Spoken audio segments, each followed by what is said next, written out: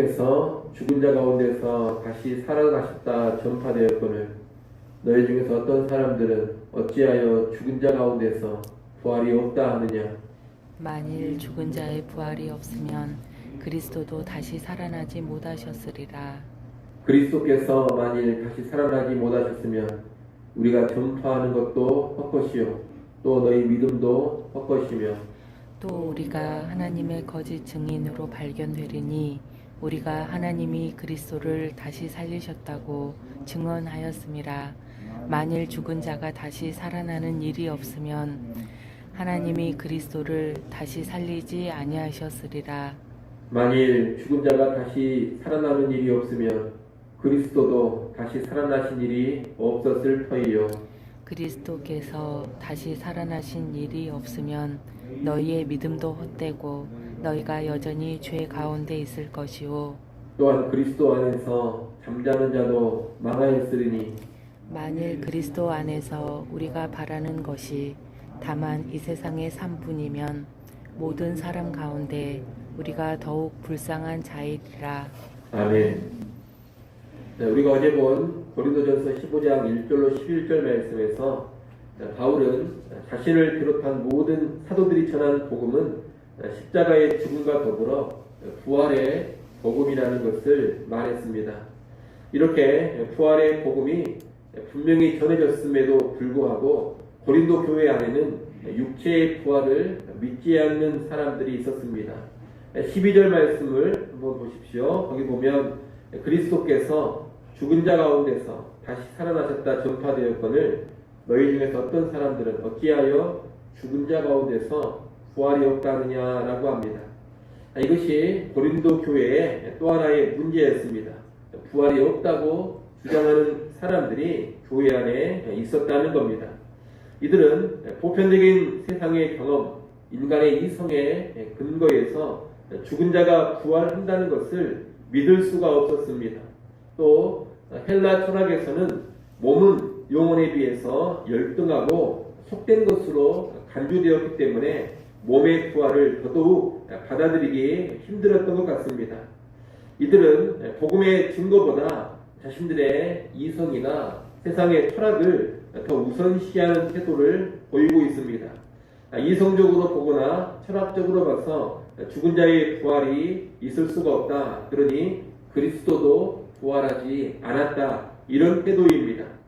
복음에서 말하는 것이 이성적이지 않아 보이고 세상의 철학과 맞지 않아 보이니 거부하는 태도를 보인 것입니다. 그러나 바울은 정반대의 논리를 펼치고 있습니다. 13절 말씀을 보십시오. 13절에 보면 만일 죽은 자의 부활이 없으면 그리스도도 다시 살아나지 못하셨으리라 라고 바울은 말합니다. 바울은 죽은 자의 부활이 없으면 그리스도도 다시 살아나지 못하셨으리라. 뒤집어 말하면 그리스도께서 다시 살아나셨으니 죽은 자의 부활도 분명히 있다. 이렇게 주장을 하고 있습니다. 부활을 못 믿는 사람들은 부활한 사람이 아무도 없으니 그리스도도 부활하지 않았다. 이런 논리입니다. 그러나 바울은 거꾸로 그리스도께서 부활하셨으니 죽은 자의 부활도 분명히 있다. 이런 논리를 펼치는 겁니다. 이것은 세상을 바라보고 평가하는 기준을 어디에 두느냐의 차이입니다. 달리 말하면 이성이나 세상의 철학을 복음 위에 두느냐 아니면 복음을 이성이나 세상 철학보다 더 위에 두느냐 이런 차이입니다. 바울은 복음을 맨 위에 두고서 복음의 내용이 인간의 이성과 경험, 철학을 판단하게 합니다. 하지만 고린도 교회 안에 일부 교인들은 이성과 경험, 철학으로 복음을 평가하고 판단하고 있는 겁니다. 여러분, 사람의 경험과 이성, 세상 철학의 근거에서 모든 것을 평가하고 판단한다면 그것은 더 이상 신앙의 사람이라 할 수가 없습니다. 그렇게 생각한다면 신앙인이 아니라 이성주의자나 철학자가 되어버리는 겁니다. 신앙인은 그렇게 사는 것이 아니라 언제나 복음의 근거에서 인간의 이성과 경험, 세상 철학을 바라보고 평가해야 합니다.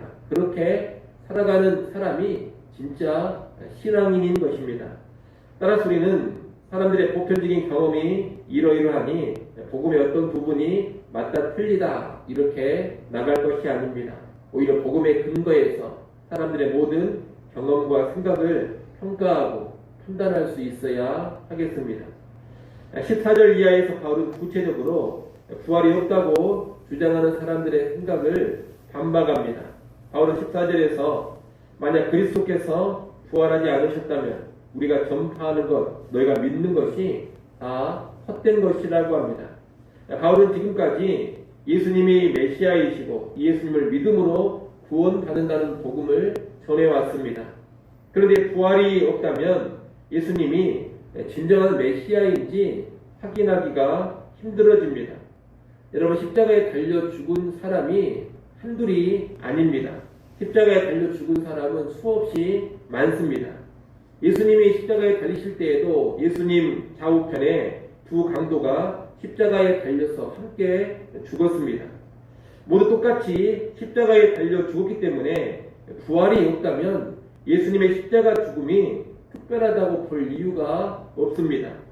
또 부활이 없는 예수님의 죽음은 그 죽음 자체가 실패를 의미할 수도 있기 때문에 예수님을 통한 구원이 진짜인지 아닌지 확신할 수도 없습니다. 부활이 없는 상황에서는 예수님이 메시아, 구주가 되신다는 것, 그리고 예수님을 믿으며 구원받는다는 것, 이런 것이 착각일 수도 있고 근거 없는 자기 확신일 수도 있는 겁니다. 이렇게 부활이 없다면 예수님이 메시아, 구주라는 것, 예수님 믿어 죄사함 받는다는 것이 다 근거 없는 이야기, 확신할 수 없는 이야기가 돼버리는 겁니다. 그래서 부활이 없다면 바울이 전하는 복음도 헛것이 되어버리고 고린도 교회가 예수를 믿는 것도 헛것이 되어버리는 겁니다. 이어 15, 16절에서는 부활이 없다면 우리는 거짓 증인이다 라고 바울이 말합니다. 지금까지 바울은 그리스도께서 부활했다는 부활의 복음을 증거하고 다녔습니다. 그런데 이 그리스도께서 정말로 부활을 하신 적이 없다면 바울은 그동안 뭘 하고 다닌 것이냐? 거짓말을 하고 다닌 겁니다. 하나님이 하시지도 않은 일을 했다고 전파하고 다닌 겁니다. 이것은 단순한 거짓말을 넘어서 하나님까지 기만하고 인용한 것입니다. 참으로 심각한 죄가 되는 겁니다. 하지만 하나님은 분명히 예수 그리스도를 다시 살리셨습니다. 부활은 분명한 역사적인 사실, 역사적인 사건입니다. 그리고 이렇게 그리스도께서 부활하신 것은 죽은 자가 살아나는 일이 있다는 것에 대한 아주 강력한 증거입니다. 육체의 부활이 있기 때문에 하나님께서 그리스도를 정말로 다시 살리신 겁니다. 이 모든 일이 사실이기 때문에 바울은 거짓 증인이 되지 않는 겁니다.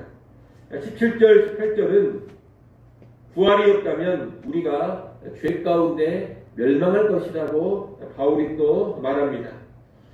만약 부활이 없다면 우리의 믿음이 헛된 이유는 죄 사함이 확실해지지 않기 때문입니다. 우리의 죄 문제는 십자가의 죽음과 부활을 통해서 완전히 해결됩니다. 그리스도의 죽음과 부활은 죄 문제 해결이라는 이 동전의 양면과도 같은 겁니다. 우리 죄를 대신 지시고 십자가에 달려 죽으시긴 했지만 부활하지 않으셨다면 여전히 죄의 권세, 사망의 권세는 강력한 힘을 가지고 있는 셈이 됩니다. 만약 부활이었다면 그리스도께서 우리 대신 죽어주시기는 했지만 그리스도 역시 여전히 죄의 권세인 사망에 매여 있는 그런 상황이 되어버립니다. 그런 상황은 죄 문제가 완전히 해결된 것이 아닙니다. 오히려 죄와 사망이 여전히 위세를 떨치고 있고 예수 그리스도까지 이 사망이 붙잡아 두고 있는 그런 형국이 되어버리는 겁니다. 그러니 부활이 없는 상황에서는 우리의 죄 문제가 완전히 해결되었다. 죄의 사실 사망의 문제가 완전히 해결되었다. 이렇게 자신있게 말할 수가 없는 겁니다. 그러나 부활을 통해 사망이 깨져버림으로 우리를 지배하던 죄가 완전히 무력해져 버렸습니다. 그리스도께서는 죄의 권세, 사망의 권세를 다 이기셨고 그 그리스도로 인해서 우리 역시 죄 문제를 완전히 해결받고 죄와 사망에서 자유함을 누리게 된 겁니다. 그러므로 부활이 없다면 죄사함의 복음이 될 수가 없고, 부활이 없다면 우리는 여전히 죄의 권세에서 제대로 벗어나지 못하는 겁니다. 아울러 그리스도의 부활이 없다면 우리 역시 부활하는 일도 없을 것이요, 우리 몸의 부활이 없다면 이 땅에서의 삶이 전부 다 이런 의미가 됩니다. 부활이 없다면 그저 이 세상의 삶이 전부인 줄로 알고 살아야 합니다. 주님을 위해서 고난을 받고 조롱과 멸시를 당하는 그런 삶도 다 무의미해집니다. 부활이 없다면 주와 복음을 위해 고난 중에도 수고하고 희생하는 사람들이 가장 불쌍한 사람들이 되어버릴 겁니다. 19절 말씀을 여러분이 한번 읽어보십시오. 19절 말씀 읽습니다. 만일 그리스도 안에서 우리가 바라는 것이 다만 이 세상의 삶뿐이면 모든 사람 가운데 우리가 더욱 불쌍한 자이리라. 아멘. 부활이 없다면 정말로 이 19절의 말씀이 맞습니다. 그러나 부활이 있기 때문에 주님을 위해 살고 복음을 위해 고난 받는 것이 의미가 있습니다. 부활이 있기에 세상과는 다른 가치로 세상 풍조를 거스르며 살아가는 것이 의미가 있고 헛되지 않습니다. 부활이 있기 때문에 좁은 길을 소망을 품고 나아갈 수가 있습니다. 부활이 없다면 가장 불쌍한 사람들이 세상을 거스르고 좁은 길을 가는 신자들이지만, 부활이 있기 때문에 그들의 실상 가장 지혜로운 사람들이요, 가장 영광스럽게 될 사람들인 겁니다. 여러분, 부활은 기독교 신앙의 핵심입니다. 부활이 없다면 우리가 전파하는 복음도 무의미하고 우리가 믿는 믿음도 의미가 없습니다. 우리의 죄 문제도 결코 온전히 해결됐다고 볼 수가 없고 우리의 모든 수고와 모든 희생도 다 무의미해져 버립니다. 부활이 없다면 굳이 예수 믿을 필요가 없고 예수를 위해서 살 필요도 없고 예수를 따라 십자가를 지고 좁은 길로 가야 될 이유도 없습니다. 그러나 그리스도께서는 분명히 부활하셨고 우리 또한 부활할 것이기 때문에 이 모든 것이 의미 있는 일이 되고 가치 있는 일이 되는 겁니다. 이런 내용을 잘 기억하시고 오늘 하루를 살아가실 때에도 부활에 대한 믿음과 부활의 소망으로 살아가시기를 바랍니다. 부활하신 그리스도께서 지금도 살아 내 안에 임재해 계시고 그 부활의 능력으로 나를 짓누르는 모든 죄의 권세도 다 깨져 나갔습니다. 그리고 이제 훗날나도 주님과 함께 몸으로 부활해서 영광 가운데 있게 될 겁니다. 이런 믿음과 이런 소망 가운데 살아가는 우리 모두가 될 수 있기를 간절히 소원합니다. 기도하겠습니다.